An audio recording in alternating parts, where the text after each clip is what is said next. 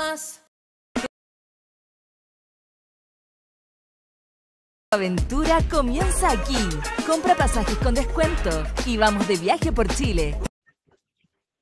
Hola amigos y amigas de Rehabilitaforo, espero se encuentren todos muy bien el día de hoy. Quiero comentarles, bueno, que les habla Alejandra Cartagena, fonoaudióloga, especialista en el área de neurorehabilitación, adulto, gerontología, ciencias de la salud y unidad de cuidado intensivo del adulto. El día de hoy les traigo en vivo, totalmente diferente para mí estar en vivo, ya que estar grabando de forma planificada los videos, lo vamos a hacer un poquito diferente en relación a este tipo de dinámica, pero tiene por objetivo poder poder explayarme en relación a un contenido súper importante y relevante que tiene que ver mucho con las capacitaciones que yo realizo al área de enfermería, en cuanto a lo que es cuidadoras formales e informales, también técnicos en enfermería y otros profesionales del área de salud que trabajen en la modalidad de hospitalización domiciliaria y también los famosos denominados home care. En cuanto a este término, quiero poder un poquito diferenciar y contextualizarlos que en Chile existe un programa de OSDOM que se llama Hospitalización Domiciliaria, que tiene por objetivo poder liberar las camas hospitalarias y poder realizar todas las gestiones que se realizan en un hospital en la comodidad en este caso, del domicilio del paciente.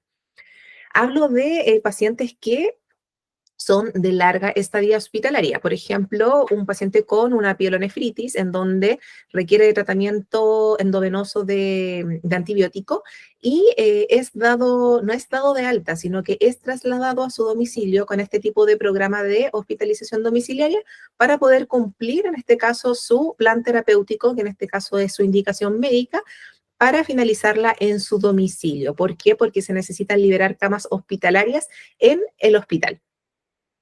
Y cuando hablo de la otra OSDOM, hospitalización domiciliaria o los famosos home care, tiene mucha relación con los usuarios que ya tienen diagnósticos médicos de base que son ya crónicos, ya es decir, usuarios que necesitan estar con un ventilador mecánico prolongado porque tienen enfermedades neurodegenerativas o neuromusculares, o usuarios que están en cuidados paliativos, ya, y requieren constantemente estas atenciones por los profesionales del área de salud en su propio domicilio. Hablo de pacientes que se encuentran en rehabilitación o tengan este tipo de dependencia moderada, severa y requieran de atención profesional constantemente. Y estos pueden ser públicos como privados. Cuando hablo de públicos es que el paciente por su previsión puede optar a estos home care, los cuales el Estado va a financiar a estos profesionales y dichas atenciones en su domicilio. En cambio, hay otro tipo de pacientes que tienen ISAPRES y existe un cierto convenio con estos home care quienes proporcionan esta atención en los domicilios según lo que necesita el paciente, sea, por ejemplo, atención solamente diurna o 24/7 o solamente con cuidadoras y no enfermeras que que tengan mayores conocimientos con pacientes que sean más complejos. A raíz de esto y cómo se ha evidenciado este aumento de los home cares, bueno, nace este curso que de hecho ya se está impartiendo ya hace como 4 años, yo lo imparto de forma gratuita, ya cuyos tienen los conocimientos básicos que necesita un profesional del área de salud para poder trabajar de forma segura y eficiente en el domicilio de un paciente. Y no solamente le sirve a un profesional, sino que también muchas veces los cuidadores informales, y en este caso van a ser los familiares del paciente, necesitan tener conocimientos básicos para poder atender a su paciente ante algún tipo de emergencia. Y, por ejemplo, la cuidadora no ha llegado o la cuidadora justo fue al baño y ella no sabe cómo aspirar secreciones. Entonces, la idea de este curso es esa, poder otorgar los conocimientos necesarios tanto a los profesionales, pero también a los cuidadores informales. Así que vamos a dar inicio hoy día a la primera parte, porque este curso tiene 4 partes. Así que vamos a iniciar porque no me quiero demorar tanto para no hacerlo tan tedioso. Vamos a hablar del manejo integral de la vía aérea.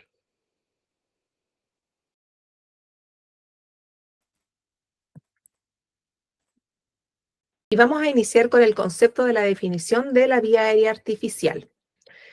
Para esto, hablándotelo en términos súper simples, quiero que ustedes sepan que este es un procedimiento médico-quirúrgico que va a realizar un profesional médico ya para que el paciente pueda tener una vía aérea permeable y poder garantizar también los mecanismos de respiración adecuados. Hablo de respiración en relación al mecanismo de inspiración y expiración y también que se ejecute este intercambio gaseoso de la forma más adecuada. Y para eso encontramos dos tipos de vías aéreas artificiales, por decirlo así, ya que inicialmente cuando tenemos a un paciente sometido ya sea a una intervención quirúrgica o ante complicaciones por sus enfermedades, siempre inicialmente se va a optar por una intubación endotraqueal, que es la primera imagen que pueden visualizar, en donde el tubo es mucho más largo, se introduce por orofaringe y en este caso tiene un CAF, ya, y aquí tiene dos elementos extras, que en este caso está el neumotaponador para la insuflación del CAF y también un puerto de succión subglótico.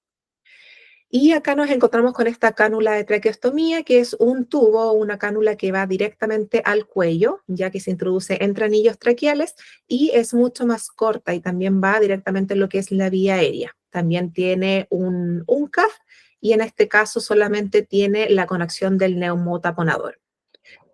Ambos, en este caso, tienen por objetivo mantener la vía aérea permeable de un paciente. Ya, por ejemplo, en el caso de una intubación endotraqueal, si un paciente está sedado, está en una intervención quirúrgica de un tiempo prolongado, tienen que asegurar una vía aérea permeable en el paciente porque tiene riesgo de quizás poder descompensarse en la intervención quirúrgica. ¿Ya? O las indicaciones de la traqueostomía, que también lo vamos a ver a continuación, que en este caso se va a indicar porque el paciente necesita de una ventilación artificial porque la va a utilizar debido a su condición médica por un tiempo prolongado, ¿ya? Es decir, un paciente necesita la traqueostomía porque tiene antecedentes pulmonares de base, porque está con complicaciones respiratorias, no tiene buen manejo de secreciones, porque tiene una enfermedad neuromuscular, por ejemplo, un síndrome de Guillain-Barré avanzado. Y requiere de ventilación mecánica prolongada. Es decir, es un candidato para una cánula de traqueostomía. Otro tipo de condiciones en donde hay obstrucción de la vía aérea superior, del cuello hacia arriba, es decir, usuarios secuelados de un traumatismo encefalocraniano, en donde hay algún tipo de obstrucción de la vía aérea superior y no puede ejecutarse este mecanismo natural del proceso de respiración a través de la vía aérea superior. Por lo tanto, es candidato a cánula de traqueostomía. ¿Ya? Y hubo otro tipo de indicaciones como alteraciones del sistema nervioso central, en donde hay cierto tipo de condiciones patológicas en las cuales, por ejemplo, un paciente no puede destetarse del ventilador mecánico, por lo tanto requiere de esta ventilación asistida prolongada. Siempre van a existir ventajas y desventajas en relación a las complicaciones que pueden generarse por este tipo de procedimiento.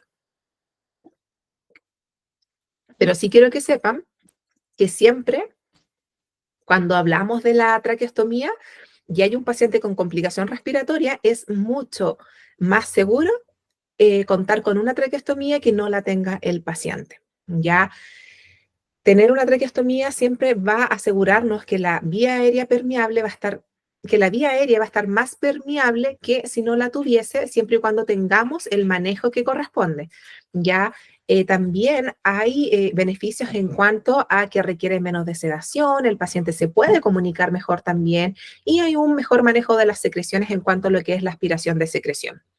Y sí existen también complicaciones. A veces hay complicaciones instantáneas o precoces como hemorragia, la decanulación, neumotórax o infecciones. Y tardías como las granulomas, las traqueitis, decanulación, fístulas traqueosofágicas, estenosis traqueal, obstrucciones y desplazamientos. Aquí visualizamos la estructura o la parte de la cánula de traqueostomía, ¿ya? Esta es una cánula tipo Portex, que es la marca, y es una cánula de adulto, la cual tiene un CAF o el neumotaponador, el cual se insufla a través del testigo, manguito o válvula de inflado.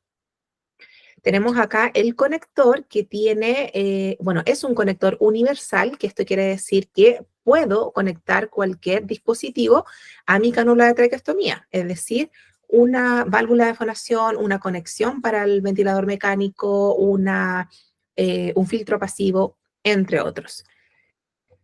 Y acá se visualiza las aletas de la cánula, que en este caso tiene orificios, ya los cuales me va a permitir colocar un collar de sujeción para poder sujetar, valga la redundancia, la cánula de traqueostomía al cuello del paciente. Y también es en esta zona en donde se puede visualizar el ID, que es el número de la cánula de traqueostomía. Cuando un paciente tiene un recambio programado o tiene un cambio de cánula de traqueostomía por una emergencia, es súper necesario que ustedes sepan el ID, ya que, por ejemplo, un paciente que tenga una cánula de traqueostomía con un ID 9 y yo le quiera colocar una cánula de traqueostomía que sea 6, no va a quedar bien adherida, no va a quedar instalada de forma adecuada porque el estoma es mucho más grande. Y la idea es que sea del ID del paciente. Cuando hablamos de los tipos de cánula, aquí encontramos una que es pediátrica, que no vamos a abordar mucho en esa, ya que estamos abordando contenidos del paciente adulto. Aquí nos encontramos una cánula que es muy similar a la anterior, pero de otra marca. Y aquí hay otros elementos que son súper interesantes que quiero que tengan en consideración, que son las camisas o las endocánulas que se utilizan para facilitar la limpieza de la endocánula. Así también nos podemos evitar estar aspirando constantemente al paciente, sino que retiramos la camisa o la endocánula y la limpiamos. Y hay otras que también tienen esta especie de agujeros o se encuentran o son cánulas fenestradas que se denomina, que se utiliza mucho en lo que es la rehabilitación fonoaudiológica. Esta es una cánula que tiene otro elemento que es muy importante que ustedes sepan y lo visualicen ahora, que es el puerto de succión subglótico, que también nos sirve mucho en la rehabilitación, pero también para aspirar todo el contenido supracaf que se encuentra en esta área, principalmente para pacientes que tienen riesgo de aspirar secreciones. Y acá encontramos la guía, que como su nombre lo dice, esta guía nos permite facilitar la introducción de la cánula en caso de la primera instalación o en un recambio de cánula de traqueostomía. Bueno, y aquí tenemos también otro taponcito, que es este azul que está acá, que es el obturador que esto se utiliza por lo general cuando un paciente ya es candidato a iniciar con protocolos de decanulación para poder retirar en un futuro la cánula de traqueostomía. Y aquí tenemos las funciones del neumotaponador, que es el famoso CAF que encontramos acá.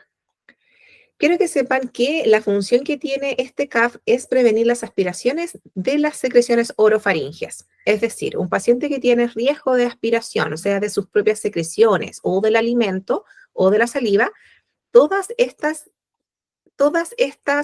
alimentos o secreciones van a quedar sobre el CAF. Por lo tanto, para poder, para inflar este CAF, lo que me permite es detener que este flujo viaje directamente a la vía aérea inferior y se generan estas futuras neumonias por aspiración.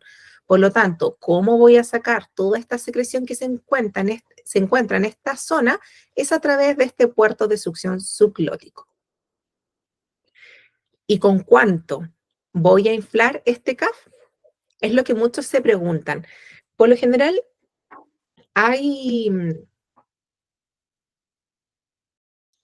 en los establecimientos de salud existe el cafómetro, que es este implemento para poder inflar el CAF para no poder sobrepasarme en relación a los milímetros de agua que se requieren. Cuando hablamos de la unidad de medida, centímetros de agua, no quiere decir que lo vamos a inflar con agua, sino que se infla con aire, ¿ya? No es lo mismo, por ejemplo, en la instalación de una sonda Foley, en la cual se insufla el CAF con agua bidestilada. Cuanto a la presión máxima de inflado, en este caso siempre va a ser máximo 30 centímetros de agua. No más que eso, porque podemos generar mayores complicaciones en la vía aérea del paciente, ya sea edema, dolor ulceraciones e incluso necrosis de la vía aérea. Muchas veces en los domicilios no nos vamos a encontrar con este tipo de implemento, ya, para que igual lo tengan en consideración. La idea es estar revisando en cada turno la presión de este CAF. Pero ¿cómo lo podemos verificar que realmente está con la presión adecuada si no tenemos un cafómetro? Es porque más que nada nos guiamos en cuanto a que el paciente no fone, porque cuando un paciente tiene el CAF desinflado, hace que el aire pueda circular hacia las cuerdas vocales, hacia la vía aérea superior, por lo tanto hay fonación. Y ese es un indicatorio. Y lo otro también es que hay una simulación en la cual puede simularnos también en relación a entre 20 a 30 centímetros de agua, que sería la introducción entre 5 a 10 ml de aire. Por lo tanto, en vez de utilizar este cafómetro, voy a utilizar una jeringa de aire para poder introducir entre 5 a 10 ml de aire. Siempre hay que tener cuidados en la traqueostomía, ya sea directamente con la cánula de traqueostomía, pero también con la región periostomal. Ya hablamos de los cuidados de la piel y el estoma, en que cada vez que un paciente o un familiar está con su familiar o con su paciente, tiene que revisar la cánula de traqueostomía. Si es que no hay piel enrojecida, si es que no hay signos de infección, calor local, eritema, enrojecimiento, ya si es que no hay secreción purulenta, hemorragia, presencia de granulomas externos, ya, o directamente un desplazamiento de la cánula de traqueostomía. Siempre es muy importante en relación a los cuidados de la traqueostomía y realizar las curaciones también que competen al estoma, ya mínimo cada 12 horas o cada vez que el paciente lo requiera, porque a veces hay pacientes que son muy hipersecretores y de hecho secretan por la región periostomal. La fijación de la traqueostomía también es súper importante, ya que no nos podemos exceder en estar ahorcando a un paciente con un collar de sujeción y tampoco tenerlo muy suelto, ya que tenemos peligro en que el paciente se pueda decanular. Siempre, como mínimo, se considera que pueda pasar entre un dedo o dos dedos entre el collar de sujeción, teniendo como referencia en la región del cuello, pero hacia la nuca, la región posterior. Y también es muy importante la termohumidificación. Quiero que ustedes también tengan en consideración, o para aquellos que no saben, que un paciente que tenga una cánula de traqueostomía ya no está respirando por nariz. Ya, de hecho, las terminaciones nerviosas en relación al olfato se pierden. Por lo tanto, por más que usted quiera que un usuario huela, por ejemplo, algún alimento, algún perfume, no va a poder realizarlo. De hecho, se ha evidenciado y se evidencia de que los pacientes con cánula de traqueostomía pierden la funcionalidad de estas sensaciones de olfato y también de el gusto. Por eso, esto se rehabilita más adelante en el proceso de cuando el paciente se está insertando a la rehabilitación de la comunicación. Y en estos casos lo que se realiza, se implementa un filtro pasivo, ya, o filtros que son activos con bases calefactoras para ventilaciones mecánicas, para ventiladores mecánicos, para aquellos pacientes que tengan en este caso la traqueostomía, cuyos filtros lo que van a hacer es cumplir la función, en este caso, de la nariz. Por eso es importante que el paciente que tenga esta cánula de traqueostomía siempre tenga o su filtro ya o los otros implementos, ya sea su válvula de fonación o su sistema de succión cerrada, entre otras, para evitar en este caso de que hayan complicaciones en la vía aérea, ya que el paciente no tiene microvellosidades, no tiene esta capacidad de poder entibiar el aire o de filtrar partículas extrañas. Por lo tanto, todo lo que entra directamente a la vía aérea. Esto ya lo habíamos conversado previamente. Aquí también, en relación a la fijación de la cánula, que aquí encontramos a un pequeñito, ya en donde se está evaluando con un dedo la región posterior del cuello, ya en la cual Sabemos que la tensión correcta debe permitir que se introduzca un dedo o máximo 2 deditos en la zona posterior del cuello. Y también que permita cierto grado de movimiento con la cabeza del paciente. Y esto es lo que yo comentaba anteriormente en relación a la vía aérea artificial sin humidificación, que en este caso lo que va a hacer es alterar todo este proceso ya de la respiración en cuanto a lo que es el trastorno de barrido mucociliar, hay un daño de las células mucosas, desorganización del epitelio y descamación celular. Y además tienen tendencia a que se espesen todas estas secreciones, ya producto de esta alteración en la termohumidificación. Por lo tanto, para suplir esta humidificación de la vía aérea lo vamos a hacer de forma artificial a través de la implementación de los filtros HME, ya como estos que están aquí, y también los sistemas activos calefaccionados o no calefaccionados. Y aquí llegamos a la aspiración de secreciones, que vamos a encontrar dos tipos de aspiración de secreciones, el sistema abierto y el sistema cerrado. El más utilizado es el sistema abierto. Voy a buscar dónde dejé mi sondita. El sistema abierto es el más utilizado, ya que es con estas sonditas, las cuales van conectadas a una goma, que en este caso es una conexión, la cual me va a permitir llevar todo el contenido de las secreciones a un frasco de aspiración. Y todo esto se hace a través de un sistema de aspiración que es con un motor, que va generando cierta presión que se va regulando para poder yo ir aspirando las secreciones. Como les comentaba, el sistema abierto es un sistema estéril, ya en el cual por lo general siempre en las hospitalizaciones, cuando estamos en un establecimiento de atención terciaria en hospitales o secundarios, siempre este procedimiento lo realizan los kinesiólogos por lo general, ya hacen su aspiración de secreciones, o sea, primero su kinesioterapia, su KTR, y luego hacen esta aspiración de secreciones, por lo general con asistencia del área de enfermería. ¿Por qué hablo de esto? Ustedes pueden considerar de que quizás no me compete entrometerme en el ámbito de la quine respiratoria, pero sí es importante que lo tengan en consideración las personas que trabajan en atención domiciliaria, porque hoy en día existen muchos usuarios con vía aérea artificial en domicilio, sea de forma particular, sea a través de esta hospitalización domiciliaria o estos home care. Por lo tanto, sí o sí, todas las cuidadoras y técnicos en enfermería o enfermeras que trabajen con ese tipo de pacientes tienen que estar, y los mismos cuidadores informales tienen que estar capacitados para poder trabajar o implementar este tipo de procedimiento. Lo hablo porque no podemos estar esperando que llegue un médico o una enfermera profesional o un kinesiólogo a realizar un procedimiento de forma ambulatoria cuando va a demorar mucho tiempo en llegar a un domicilio. Por lo tanto, sí o sí el profesional que trabaja directamente en domicilio o los familiares tienen que estar capacitados. De hecho, es uno de los requisitos para que un paciente esté en atención domiciliaria. Bueno, el objetivo que tiene la aspiración de secreción es mantener esta vía aérea permeable y también nos permite realizar toma de muestras de cultivos de la vía aérea, ya de las secreciones.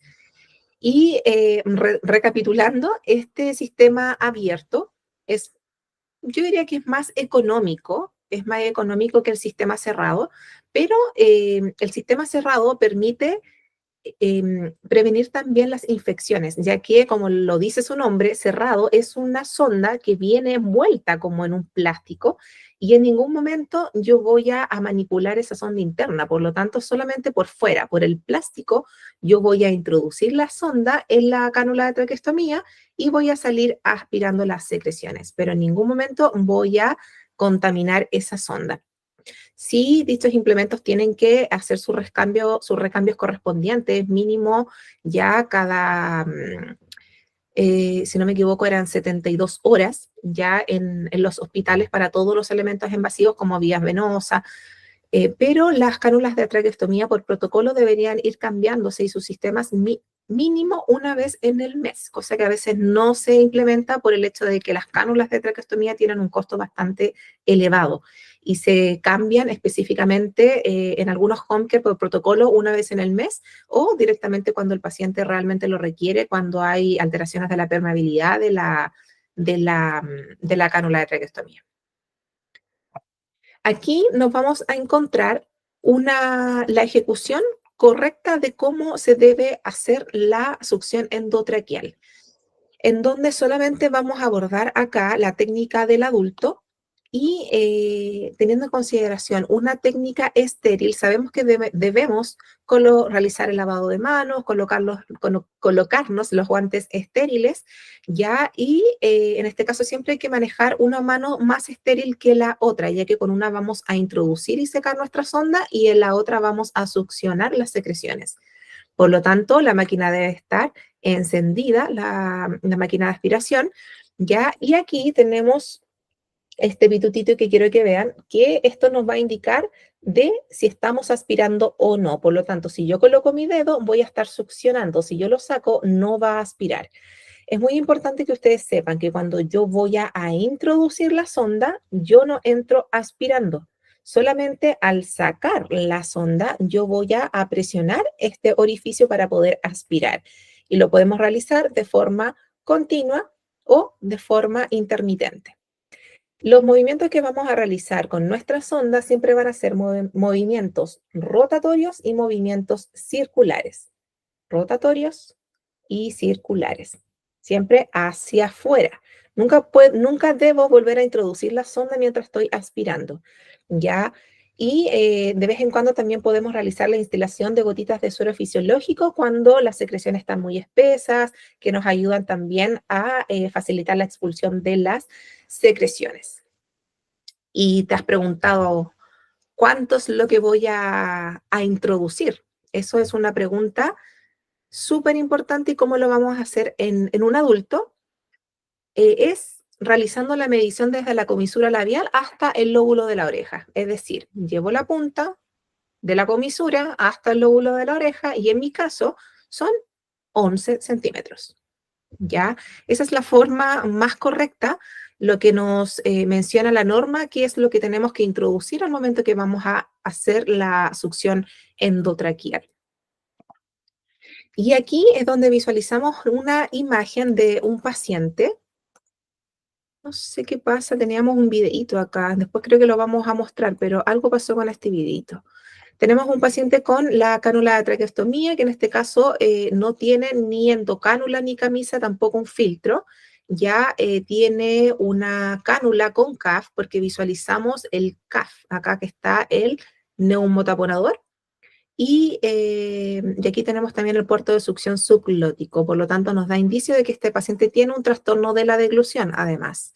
Ya aquí se visualiza una gasa bien limpia, quizás se realizó la curación previamente y también tiene su collar de sujeción. Estas son las máquinas que por lo general se utilizan en atención domiciliaria. Son totalmente diferentes a las máquinas que se utilizan en los hospitales, que vienen por lo general con una red de aspiración, así también como con una red de oxígeno. Aquí tenemos nuevamente aquí a este paciente.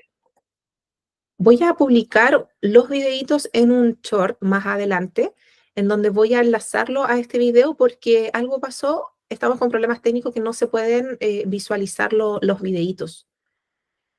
Esto también lo conversamos. Sí es importante que en todo momento un paciente que se está realizando aspiración de secreciones sea monitorizado en relación al control de signos vitales. Ya, sobre todo evaluar cómo está la presión arterial, frecuencia respiratoria y saturación de oxígeno. Y aquí vamos a hablar de otro dispositivo que también se utiliza mucho con este tipo de pacientes y son las válvulas de fonación. Estas válvulas de fonación, aquí tenemos dos ejemplos, la Passimood y la Chili, ya hay distintas, también está la Portex, hay distintos tipos de marcas, pero tienen mucha consideración en relación a que unas se utilizan con ventilación mecánica y otras sin ventilación mecánica. Son implementos bastante costosos, por lo tanto les recomiendo de que los cuiden bastante, sobre todo también en cuanto a lo que es su limpieza, ya que cuando el paciente tose, también se pueden manchar. Así como se limpian las camisas o las endocánulas y después se vuelven a utilizar, lo mismo es con la válvula de fonación. Sí quiero que sepan que no vamos a utilizar una válvula de fonación con cualquier paciente, ¿ya? Tiene que ser un paciente que tenga un adecuado manejo de secreciones, sí o sí. Es decir, el paciente para iniciar la rehabilitación de la comunicación tiene que cumplir con ciertos criterios. Y en este caso, el paciente tiene que tolerar el CAF desinflado, ¿ya? ¿Por qué les digo esto? Porque esta es una válvula que funciona con un flujo unidireccional de aire, ¿ya? Para que permita la fonación. ¿Por qué? Porque es un aire que entra por la válvula de fonación, baja hacia la vía aérea inferior y cuando va a salir, viaja hacia vía aérea superior. Por lo tanto, permite que las cuerdas vocales puedan vibrar en este caso y se ejecute la fonación y el habla a través de también la ejecución de los órganos fonoarticulatorios. Ya no va a salir en ningún momento, el aire por la válvula de fonación. No así un filtro. Por ejemplo, si le coloco un filtro a un paciente y tiene el CAF desinflado, el aire se me va a estar escapando por vía aérea superior y también por la misma cánula de traqueostomía. Por lo tanto, lo que puede que escuchemos es un habla monótona, muy bajita, voz hipofónica, o podemos encontrar más bien sonidos guturales, ¿ya? Así que tampoco intenten con estos pacientes con la cánula de traqueostomía que se coloquen o hagan la oclusión de la válvula con el dedito para poder fonar, porque cuando está inflado el CAF, el paciente no va a poder hablar. ¿Por qué? Porque las cuerdas vocales están por vía más arriba, ya para que ustedes lo puedan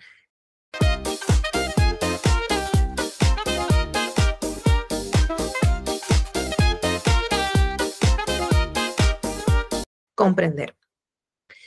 Y es importante empezar a incluir un paciente que ya califica rehabilitación porque ya el hecho de que pueda circular el oxígeno y el aire hacia la vía aérea superior va a hacer que el paciente se pueda rehabilitar mejor en cuanto a la comunicación, pero también en cuanto a los sentidos, al olfato y también al gusto, ¿ya? Porque en toda esta área se pierde mucha sensibilidad. Y como indicaciones, les comentaba anteriormente de que sí hay que limpiar la válvula de fonación ya con una solución jabonosa tibia. La idea es que se deje remojando unos par de minutitos y luego se pueda enjuagar y dejar a secar al aire libre. Así que de esta forma nosotros hemos concluido con esta primera parte del curso de la vía aérea artificial. Ya en otras oportunidades vamos a abordar sobre el manejo de enfermería en usuarios con traqueostomía y ventilación mecánica invasiva domiciliaria. Ya para finalmente llegar a el curso 3, que sería el manejo de enfermería en usuarios con elementos invasivos. Y el último que también me gusta bastante, que es muy importante para trabajar con este tipo de pacientes, que es el dope y el manejo de emergencias en usuarios con vía aérea artificial. Espero que les haya gustado y déjenme en los comentarios qué les pareció, si ustedes también han trabajado con usuarios con vía aérea artificial o si tienen alguna duda al respecto para que lo podamos ir resolviendo ahí en el camino. Para los próximos videitos voy a dejar un link, o yo creo que lo vamos a hacer en vivo y en directo, en una conexión en YouTube, sería bastante bueno, porque así también hay otras personitas que se pueden ir conectando que quizás les interese también este tema. Es primera vez que estaba haciendo un video directamente como a YouTube, así que ahí estamos aprendiendo también cada vez algo nuevo, algo novedoso. Si les gustó el videito, no olviden darle like, compartir.